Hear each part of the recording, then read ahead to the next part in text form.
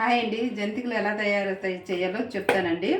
ముందు బియ్యం ఒక 2 కప్పులు, దానికి శనగపప్పు 1 కప్పు, మినప్పప్పు 1 కప్పు వేసుకొని కొలతండి వేసుకొని అది ఆడించి తెచ్చుకోవాలండి. తెచ్చుకొని వాటర్ వేసుకొని ఇలాగ ఇంట్లో సేమిరపకాయల కారము, ఉప్పు, కొంచెం వాము వేసి ఇది పేస్ట్లా తయారు చేసుకోవాలండి. ఈ ముద్దలా తయారైన తర్వాతను ఆయిల్ పెట్టుకోవాలండి.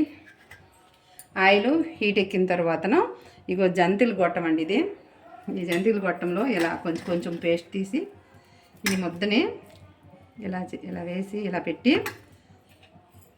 దానిలో ఇలా పెట్టిది ఇలా జంతికల్లా ఒత్తుకోవాలండి. ఈ ఒత్తుకున్నది ఆయిల్ అలా వేస్తే హీట్ ఎక్కుద్దండి. 1 by 1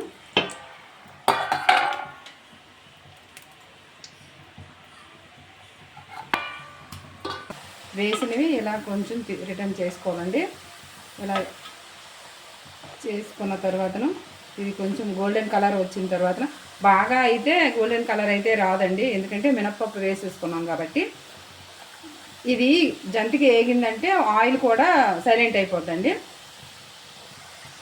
ఇదిగోండి ఆయిల్ అయితే సైలెంట్ అయిపోయింది. ఇవి ఏగాయి అని అర్థం అండి.